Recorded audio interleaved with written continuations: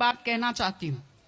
आपने एपीजे अब्दुल कलाम साहब का नाम सुना है ना सबने? हाँ, कलाम साहब ने एक बात कही थी कि in the very old times the world was driven by the muscle power, after that it was driven by money power, and now it is being driven by the power of knowledge. यानी पहले शरीर की ताकत से दुनिया चलती थी, उसके बाद कुछ दिन पैसे से दुनिया चली, और अब दुनिया कैसे चलती है? ज्ञान की ताकत से चलती है। आज अमेरिका और रूस, फ्रांस क्यों हमसे आगे हैं? उनकी जनसंख्या भी कम है, शायद वो मेहनती भी हमसे कम हैं, लेकिन वो हमसे क्यों आगे हैं? क्योंकि उनके यहाँ शिक्षा का जो प्रसार था वो हमसे ज्यादा हुआ, वो हमसे ज्यादा एजुकेटेड हैं। हम लोग प्राचीन काल में हमारे यहाँ बहुत अच्छी यूनिवर्सिटीज थी, नालंदा यूनिवर्सिटी थी, तक्षशिला यूनिवर्सिटी थी, लेकिन जब मध्यकाल आया तो हमने अंधविश्वासों पर ज्यादा ध्यान दिया और जो नॉलेज था साइंस का उस पर हमने कम ध्यान दिया, इसलिए हम विश्व में पिछड़ गए। एसएसटी में आप लोग पढ़ते होंगे, 10th के बच्चे एसएसटी पढ़ते हैं, कि एक समय था जब वर्ल्ड की जो रिचेस्ट कंट्रीज थी वो रूस अमेरिका नहीं थी, वो इंडिया था और वो चाइना था। चीन और भारत विश्व के सबसे धनी देश थे, लेकिन हमने एजुकेशन पर ध्यान देना छोड़ा। उसका नतीजा ये निकला कि हम लोग गरीब हो गए, हम लोग पिछड़ गए, हम लोग कमजोर हो गए। इसलिए अगर आपको खुद को ताकतवर होना है और इस देश को ताकतवर बनाना है तो आप लोग शिक्षा पर ज्यादा से ज्यादा ध्यान दीजिए। हमारी बेटियां यहां बैठी हुई हैं, आप लोग बहुत खुश किस्मत हैं, आपकी किस्मत अच्छी है कि आपने इस जमाने में जन्म लिया है जब लड़कियों को स्कूल भेजा जाता है, जब लड़कियां बराबरी के अधिकार के साथ आत्मसम्मान से जिंदगी जी सकती हैं।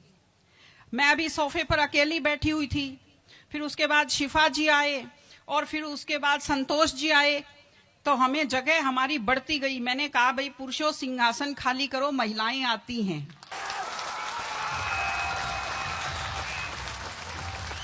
तो आप लोग बहुत खुशकिस्मत हैं।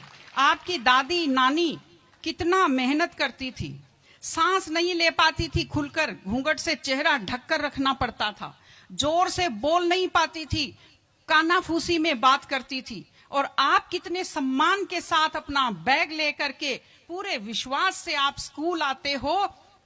बहुत खुशकिस्मती की आपके लिए बात है, आपको इसका फायदा उठाना चाहिए।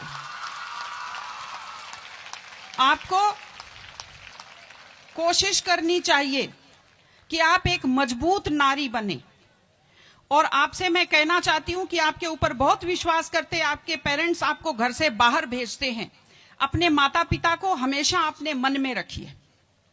दूसरी चीज आप बच्चों से जो कहना चाहती हूँ, आजकल क्या है, पहले तो घर में बहुत सारे बच्चे होते थे, संयुक्त परिवार होता था, चलते ही कोई सिर में थप्पड़ मार देता था, बच्चों को बुरा नहीं लगता था, टीचर्स की मार खाते रहते थे, हंसते रहते थे। आजकल 1-2 बच्चे होते हैं घर में, बच्चे बहुत सेंसिटिव होते हैं।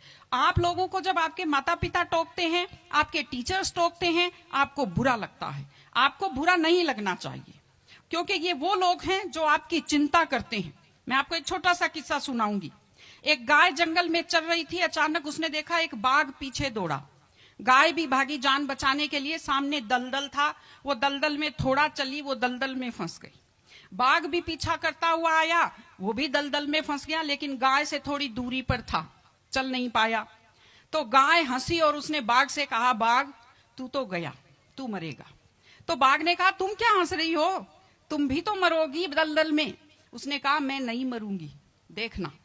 शाम को जब मालिक ने देखा गाय नहीं आई, वो 2-4 लोगों को लेकर आया। जब देखा गाय दलदल में फंसी हुई है, वो रस्से लाया, लकड़ी लाया और गाय को निकालकर बाहर किया। तो गाय ने बाघ को कहा, बाघ तुझे कोई नहीं निकालेगा, मैंने कहा था ना, जिसको संभालने वाले होते हैं वो दलदल में फंसकर नहीं मरता। आपके जो टीचर्स हैं, आपके टीचर्स और आपके पेरेंट्स आपको संभालने वाले हैं। अगर आप उनकी बात मानेंगे, आप डांट के पीछे छुपी हुई उनकी चिंता को आप समझेंगे, तो आप बुराइयों के और गलतियों के दलदल में कभी नहीं फंसेंगे।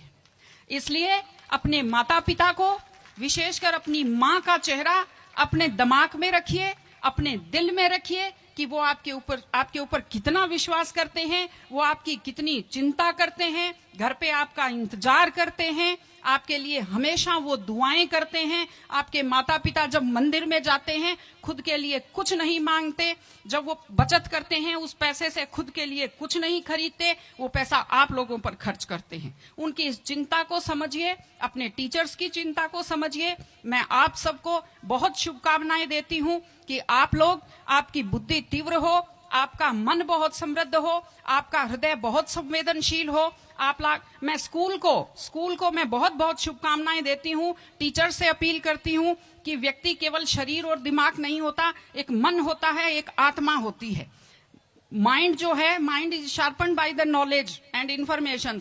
दिमाग तो तेज होता है, लेकिन बच्चों का मन समृद्ध कीजिए, उन्हें कमजोर पर दया करना सिखाइए, उन्हें परिवार के प्रति संवेदनशील बनना सिखाइए कि वो एक अच्छे संपूर्ण नागरिक बने, जिसको कहते हैं कंप्लीट पर्सनैलिटी, वैसे बने।